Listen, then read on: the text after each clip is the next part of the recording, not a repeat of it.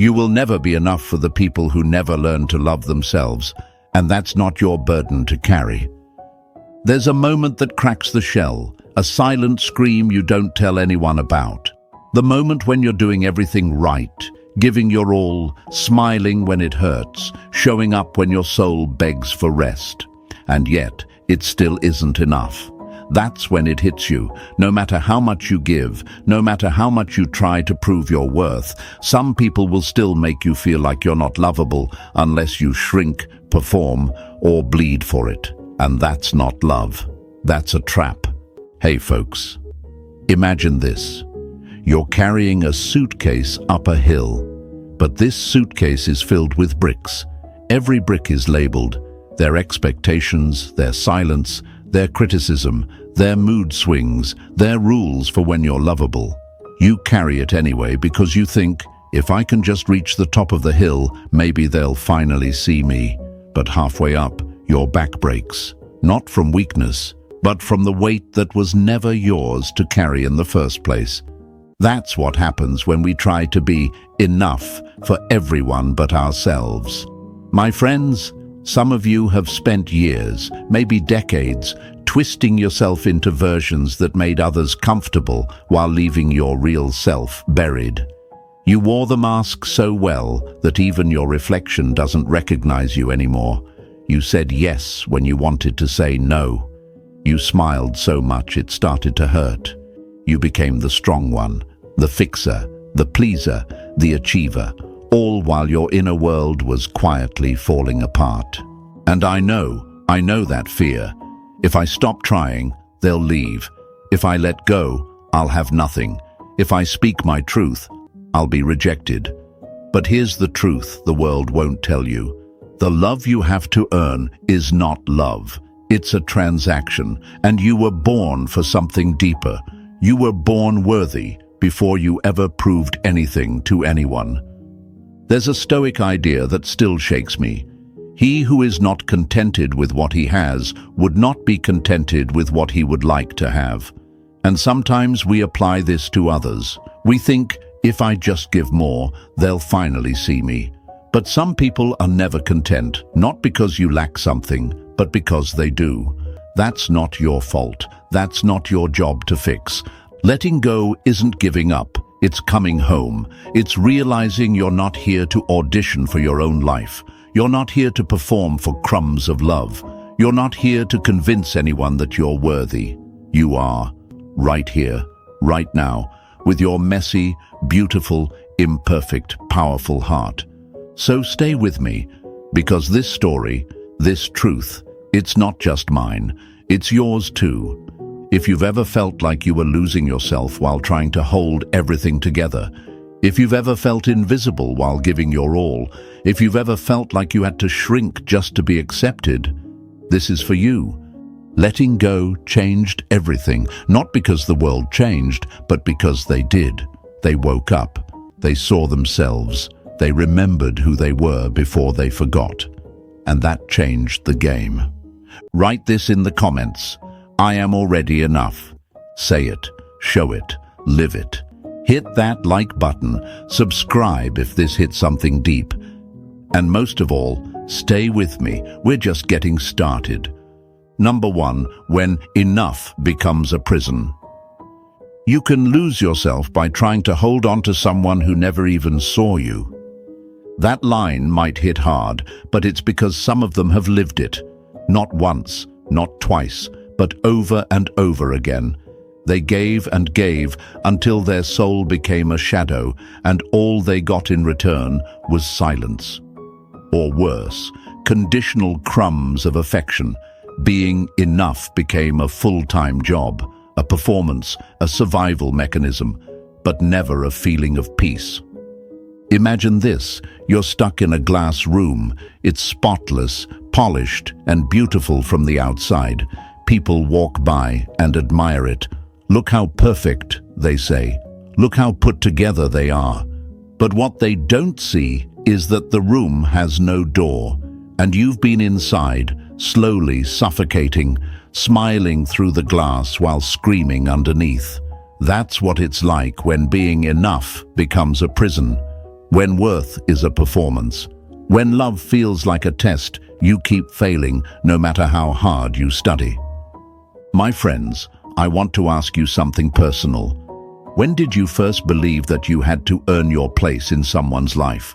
When did love become something you had to prove, not receive? Maybe it was when someone withheld affection until you acted right. Maybe it was when you got praised for achievements, but ignored when you needed comfort.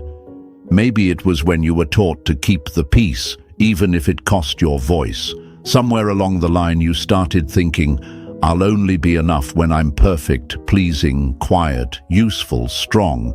But here's the truth. That belief is not yours. It was planted by pain, by pressure, by people who themselves never felt enough. And they passed it down, not because they were evil, but because they were empty. Hurt people don't just hurt people, they hand them scripts. Scripts that say, love is earned. Scripts that say, silence is strength. Scripts that say, don't take up too much space.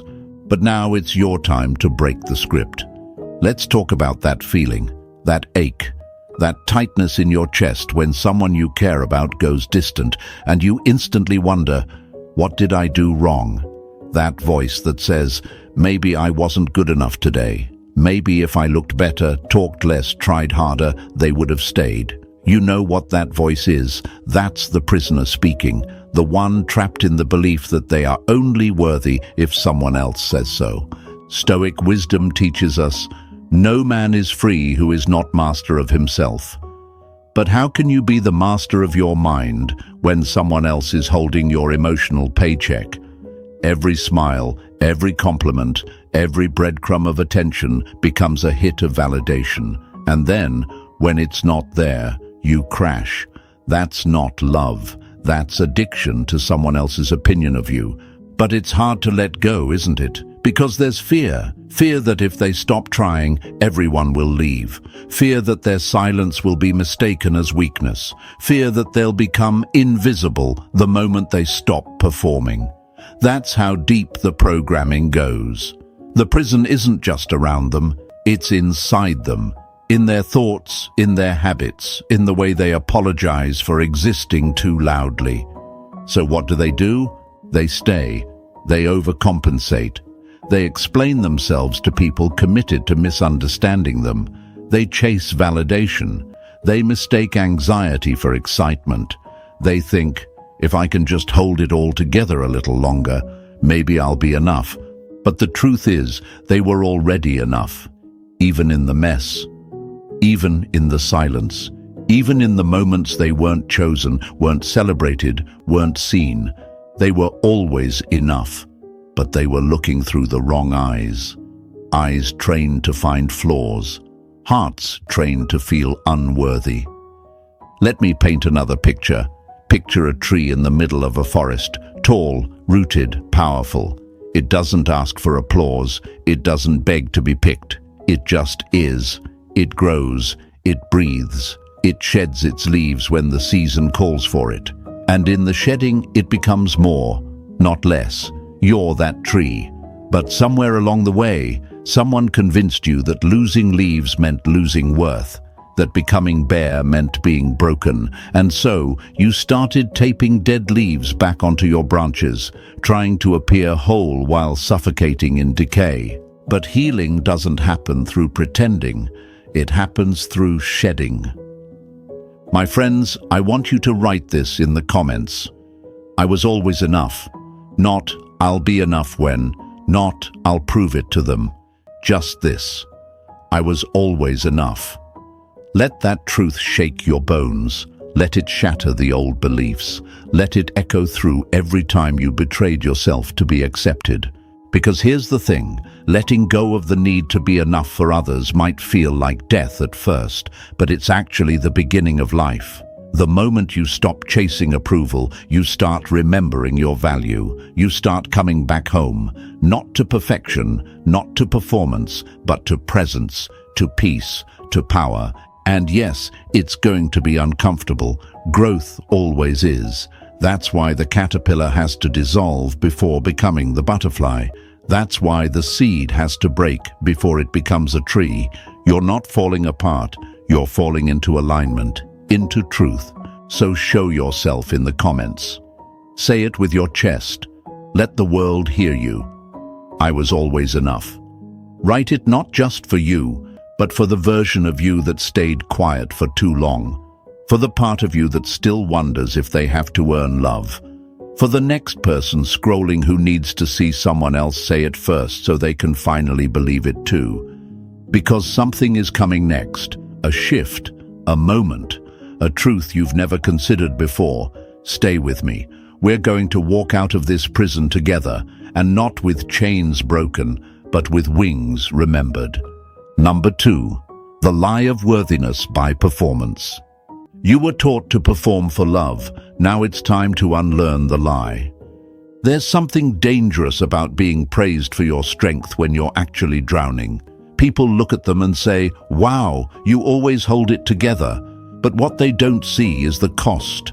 They don't see the nights they couldn't sleep, the days they wore their pain like perfume, masking it just enough to be palatable to the world.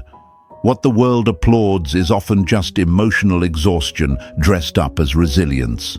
That's the lie we're going to break today. Because many of them didn't grow up being loved for who they are. They were loved for what they did, for their achievements, for their ability to make peace, for their silence, for staying small and manageable. So they learned it. If I achieve, I am seen. If I fix, I am wanted. If I sacrifice, I am loved. This is how performance became their identity.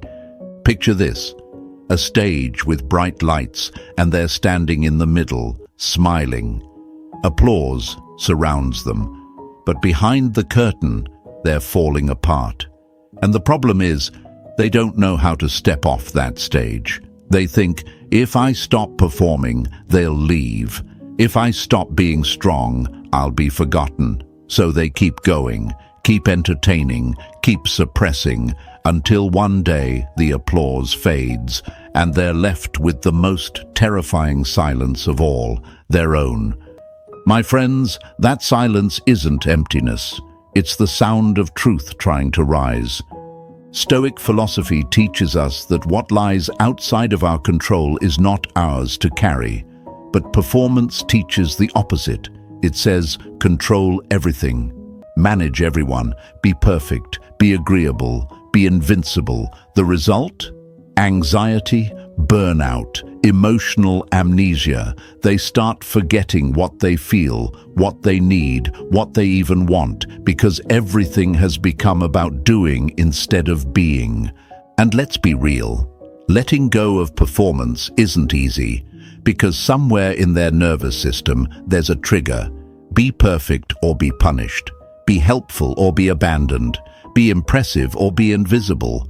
These aren't just thoughts, they're survival codes, and breaking them feels like betrayal. But here's the deeper truth. What they're actually betraying is themselves. They've been told, just be positive, don't overthink, keep pushing. But positivity without truth is poison. Overthinking isn't the problem, overperforming is. And pushing through when they're already bleeding isn't strength, it's self-abandonment. Let me give you a metaphor. Think of a vase, glossy, shiny, admired, but the cracks run deep beneath the surface. They keep filling it with more water, more flowers, more arrangements to make it look pretty. But one day it bursts. Not because it was weak, but because it was never meant to hold so much pressure. They are that vase. And it's okay to crack. It's okay to overflow. It's okay to say, I can't keep doing this just to be loved.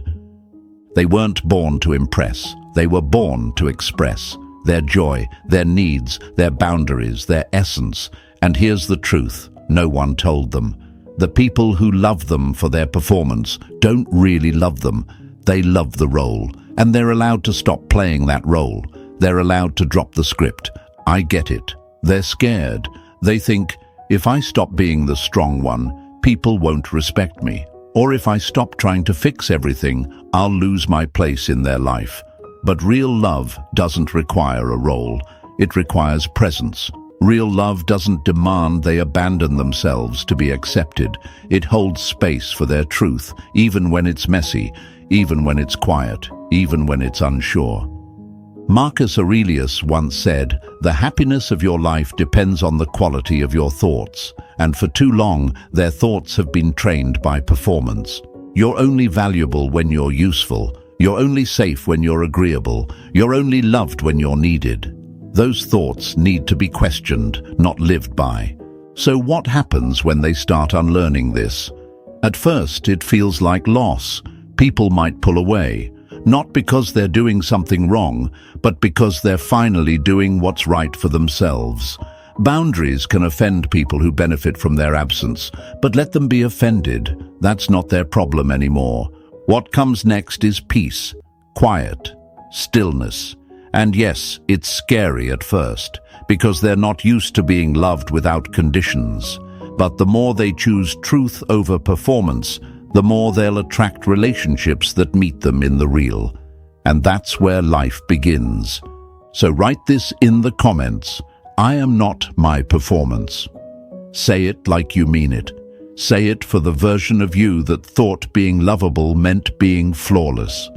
Say it for the child inside you that was praised more for what you did than who you were. Say it for the next person who stumbles on this and needs permission to breathe. Show yourself. Show the world. Not the stage version, the real one, because they've been enough this whole time. They just forgot. And in this moment, right now, they're remembering. Stay with me, because what we're going into next is the moment they stopped chasing and started returning. And my friends, that changed everything. Number 3, you don't have to earn love. You just forgot who you are. They told you love was a reward, so you made your whole life a performance. But my friends, what if I told you the love you've been trying to earn was already yours? What if the only reason it didn't feel like it was because the people you were trying to get it from didn't know how to give it? That's the tragedy of so many good hearts. They pour oceans into people who only know how to sip from puddles, then wonder if they were ever worthy of water to begin with. Let me tell you this: you don't have to earn love. You never did. Somewhere along the way, someone convinced you that you did. Maybe it was the way they raised their voice when you cried. Maybe it was the way they only hugged you when you did something good. Maybe it was how they made you feel invisible when you needed the most. That was the beginning of the forgetting. Forgetfulness is dangerous, not the kind where you lose your keys, but the kind where you lose your self-worth. You start forgetting that you were born with value, that your existence didn't need proof, that your joy, your voice, your presence weren't things you had to earn like grades or trophies. The world didn't tell you that, so you learned to survive instead. And how does survival look? It looks like shrinking to fit into someone else's world. It looks like silence so you don't cause waves. It looks like waiting on texts that never come, then blaming yourself when they don't. It looks like saying, "I'm fine," through gritted teeth because you think your pain is a burden. That's not life, that's emotional imprisonment. And it's time to unlock the door. You see, we live in a culture that glorifies giving, but never talks about receiving. You're applauded for loving others, for staying loyal, for holding them down. But no one asks, who's loving you back? Who's holding you? Who sees you when the lights are off and the mask falls? If the answer is no one, it's not because you're unlovable. It's because you're surrounded by people who haven't yet learned how to love deeply, and that's not your homework. There's a quote that hits me every time. You're not too much. They were just too little. And isn't that the truth? You were told you needed to be less sensitive, less emotional, less expressive. But really, they just couldn't handle the depth of you. So they made it about you. And you believed them. You believed that your love had to come with effort, that your worth had to be earned in sweat, silence, or sacrifice. But my friends, love doesn't feel like a battlefield. It doesn't make you question your enoughness. It doesn't keep you waiting by the phone, hoping you didn't say too much. Real love, the kind that flows, not forces, is calm, it's safe, it's free, and you'll never find it while trying to convince someone else that you deserve it. You find it the moment you stop trying to become someone else's version of lovable. Let's break the lie right here, right now. You don't have to lose weight to be loved. You don't have to make more money to be loved. You don't have to get the perfect text response, post the perfect picture, say all the right things, be emotionally bulletproof or endlessly patient. You don't have to keep sacrificing your needs for someone who barely meets you halfway. Love that demands you abandon yourself isn't love. It's control dressed in affection. Stoicism reminds us to return to what we can control, and the one thing you can always choose is how you treat yourself. So treat yourself like someone worth staying for. Start by listening to your own voice, louder than theirs. Respect your own boundaries more than their moods. Choose yourself in the quiet moments when no one else is choosing you. Because when you stop trying to earn love, something incredible happens. You remember that your value isn't a negotiation, it's a fact. You remember that your heart, even bruised, is beautiful, that your feelings, even messy, are valid, that your needs, even inconvenient, are sacred.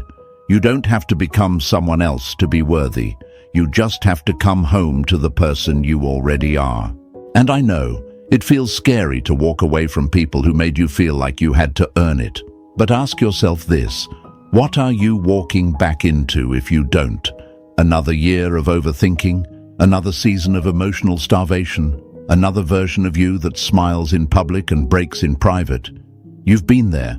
You've survived it. But now, it's time to live. Write this in the comments: I don't have to earn love. Let it be a declaration. Let it be a rebellion against everything that told you otherwise. Say it for the version of you that kept giving just to feel seen. Say it for the part of you that's still scared to let go. Say it for the future you, the one who finally feels at peace in their own presence. Show yourself. Show your truth. Let the world see the you that doesn't beg to be chosen, the you that chooses yourself, because that is where love begins, not in their hands, not in their words, but in your own remembering.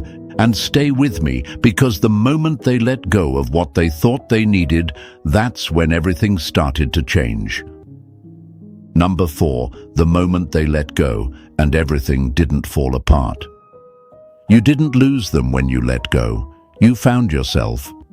That's the twist no one expects, because for so long they thought letting go meant failure, meant abandonment, meant everything would collapse. They were taught to hold on tightly, even to what was hurting them, because holding on was framed as love, as strength, as loyalty.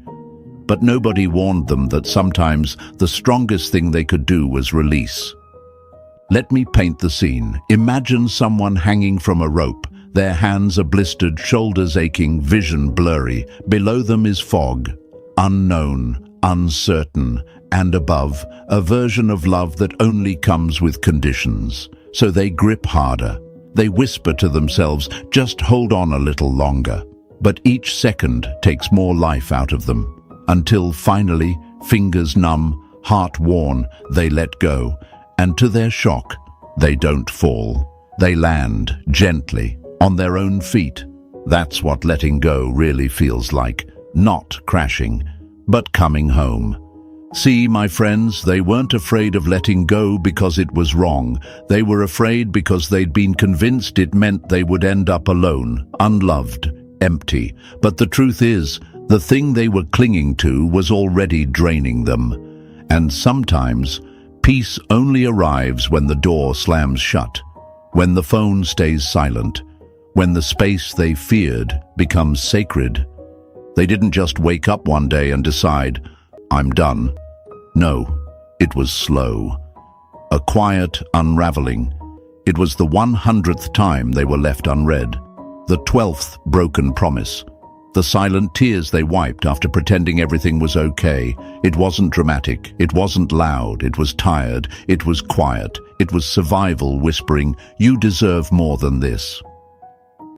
And that whisper became a roar. The moment they let go wasn't a breakdown, it was a breakthrough. A moment where they realized that the love they were begging for was only available if they traded their soul.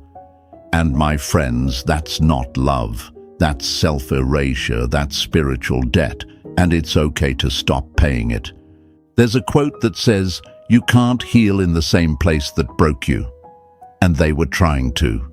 They kept going back thinking, maybe this time it'll be different. Maybe this time they'll finally see me. But going back to be seen by people who never looked deeper than the surface is like screaming in a soundproof room. Eventually, they ran out of breath, and silence became the invitation to heal. And the wild part? When they finally let go, not just in theory, not just as an Instagram quote, but in the real, messy, painful way, nothing broke. The world didn't collapse. Their heart, though sore, didn't explode. Instead, clarity came. Peace trickled in, and freedom, real, deep, soulful freedom, stepped into the room like it had been waiting there the whole time.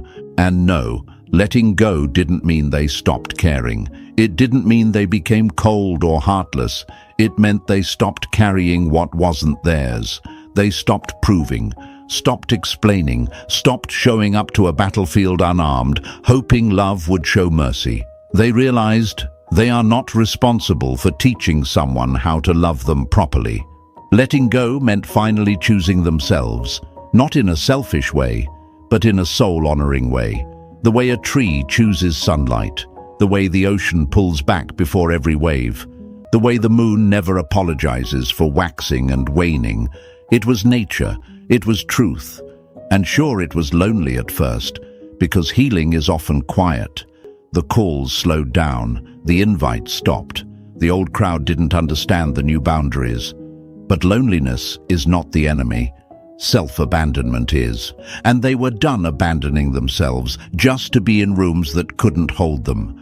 So they started rebuilding. Slowly, they rediscovered joy in the small things. Laughter returned, first like a whisper, then like a song.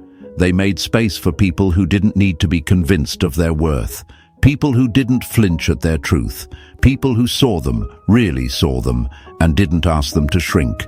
And most importantly, they saw themselves, for the first time in a long time. Not as a role, not as a fixer, not as someone begging to be chosen, but as someone already whole, already valuable, already enough. So write this in the comments. Letting go saved me. Say it loud. Say it for the version of you that stayed too long, loved too hard, and lost yourself in the process. Say it to remind the world that release isn't weakness, it's wisdom. Say it because someone else is reading, silently praying for permission to let go too. Letting go didn't ruin them, it restored them. And the next part of this journey, it's not about survival anymore, it's about becoming. So stay with me, because what's coming next is not the falling apart, but the rising. And my friends, it's more powerful than they ever imagined. Number 5. Letting go isn't losing, it's returning. You didn't walk away to escape them, you walked away to return to yourself. My friends, for so long they were told that letting go meant they lost, that walking away was giving up, that choosing peace over proving was weakness. But what if I told you the opposite is true? That letting go was never the loss, it was the return. The return to who they were before they got buried under everyone else's expectations, before they became a mirror for what others needed them to be, before they forgot their own reflection because they spent too long trying to reflect someone else's approval. They didn't lose themselves overnight. It was slow, gradual, 1,000 little trades, a boundary loosened here, a need swallowed there, an apology for something that wasn't their fault, an over-explanation to keep someone from leaving. until eventually they couldn't remember what was truly theirs and what they had absorbed to survive. They started thinking love meant sacrificing self-respect, that loyalty meant silence, that compassion meant carrying pain that wasn't even theirs. And the sad part? The world clapped for them while they did it, called them selfless, strong, a good person.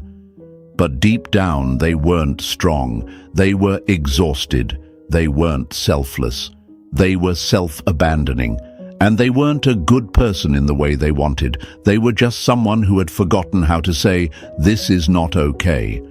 So when they finally let go, when they stopped begging, stopped chasing, stopped performing, it felt like rebellion, like betrayal. Because society doesn't teach us how to return to ourselves. It teaches us how to win people, how to keep people, how to suffer silently in the name of love. But real love doesn't ask for suffering. It invites you to be seen.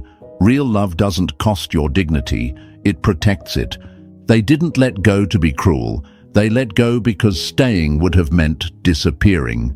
They let go because they were done explaining their worth to people committed to misunderstanding them. They let go because the silence inside was louder than the connection they were clinging to. And eventually the silence became sacred. It became space, a canvas for rediscovery. Let me give you a metaphor. Imagine their soul is a house. And for years, they allowed people to rearrange the furniture, repaint the walls, even board up windows they once loved. And when they finally said, no more, they were left in a space that no longer felt like home. But here's the beauty. They started unpacking the boxes they'd hidden in the attic. Boxes labeled joy, freedom, creativity, rest. They opened the curtains, dusted off the mirrors, and for the first time in years, they saw themselves again. Letting go wasn't about pushing others away. It was about pulling their soul back into their body. It was about learning to hear their own voice again, the voice that says, you're allowed to rest. The voice that says, you're not too much. The voice that says, you don't have to set yourself on fire to keep anyone warm. And yeah, it's messy at first. When you start choosing yourself after years of putting everyone else first, guilt shows up dressed as doubt. You wonder, am I selfish? Am I cold? Am I making a mistake? But that guilt, that's just the ghost of your old conditioning. That's just fear pretending to be loyalty. You're not hurting anyone by being honest. You're saving yourself by being real. The Stoics remind us that we cannot control others. We can only master ourselves. And letting go is exactly that. It's not about punishing them. It's not about revenge. It's about no longer letting your peace be a hostage to their chaos. It's about no longer negotiating with someone's potential while your own reality suffers. It's about stepping out of the waiting room and walking back into your own life.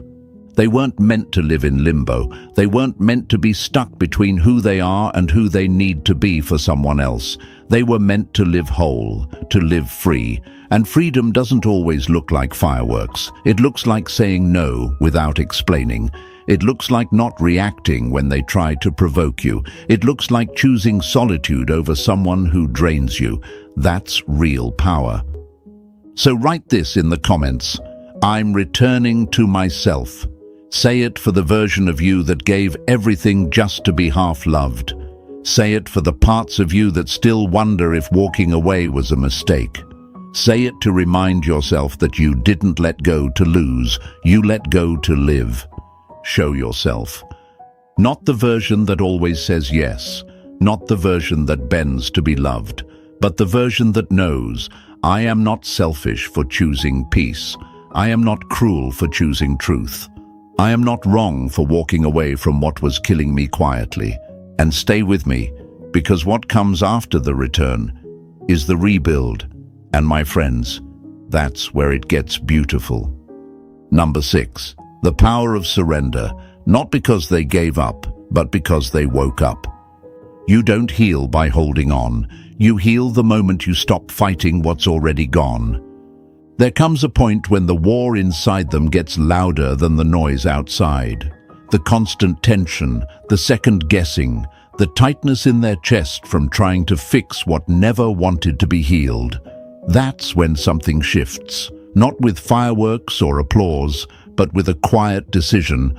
I'm done surviving my own story. I want to live it now. And that, my friends, is not giving up. That is waking up. Waking up to the truth that not everything broken needs to be glued back together, that not every door that closes needs to be kicked open again, that peace is not found in another apology, another explanation, another exhausting attempt to make it work. It's found in surrender, and not the kind of surrender that means weakness. No, this is sacred surrender, Stoic surrender, the kind that says, I trust the timing, I trust the detour, I trust the silence. They didn't surrender because they had no fight left. They surrendered because they finally realized what they were fighting for wasn't even real anymore. They were arguing with ghosts, holding on to memories, loving the idea of someone, wishing for the version of themselves they once were. But the truth is, not everything is meant to stay, and not everyone is meant to understand their journey. That's not pain, it's wisdom. The Stoics teach us to align with nature, and nature doesn't resist. The tree doesn't beg the leaves to stay when autumn comes. It lets go gracefully because it knows new life requires empty hands. And that's exactly what surrender does. It empties the hands that have been gripping pain. It unclenches the jaw that's been biting back words. It unlocks the shoulders that have carried too much for too long. Surrender is not soft, it's not weak, it's brave, because it means choosing reality over illusion. It means accepting that sometimes closure is just your own decision to stop waiting, that sometimes the conversation you wanted never comes, and the justice you needed never arrives, and yet, somehow, you still heal. Not because they made it right, but because you stopped needing them to. And look, I know surrender feels like loss at first, like defeat, like giving up on something sacred. But let's be honest, was it sacred, or was it just familiar? Because there's a difference between comfort and connection, between attachment and alignment, between loyalty and self-betrayal, and many of them have been loyal to a version of life that keeps hurting them in private, even while it looks fine in public. So they surrendered, not to the pain, but to the process, not to the loss, but to the lesson. They didn't wave the white flag out of weakness. They placed it down like a prayer, a silent whisper to the universe. I'm ready to be free, even if it means walking alone for a while. And what happened next? Stillness, room to breathe, a sudden awareness of how loud their life had become, and then clarity. They could see who was truly with them and who was just comfortable in their chaos. They could feel the weight they'd normalized. And in that stillness, they heard their own voice again, the one that says, "We made it. We're okay now." That's what real surrender gives you. Not answers, not perfect endings, not happily ever afters, but space. Space to be, space to choose again, space to become the person they were always meant to be before pain rewrote their script. So write this in the comments: I'm not giving up. I'm waking up. Say it out loud. Say it for the times you were called dramatic for having boundaries. Say it for the younger version of you who kept begging for love just to feel human. Say it for the future version of you who's going to look back and whisper, "Thank you for letting go." Show yourself. Let your surrender be the loudest declaration of strength you've ever made. Not because you stopped fighting, but because you realized the real battle was never outside. It was within. And you finally chose peace. So if this spoke to your soul, share it. Send it to someone who's still holding on, just waiting for permission to let go. Let them know that surrender isn't the end. It's the beginning of a quieter life, a truer life, a life where they don't have to chase love, prove their worth, or carry pain that was never theirs to begin with. And if you've been with me this far, thank you. This was more than a message. This was a mirror. And if it reflected even one part of you, then stay with me, because the journey doesn't end here. We're not done. We're just getting started. Write it in the comments one more time for your healing, for your truth, for your future. I'm not giving up. I'm waking up.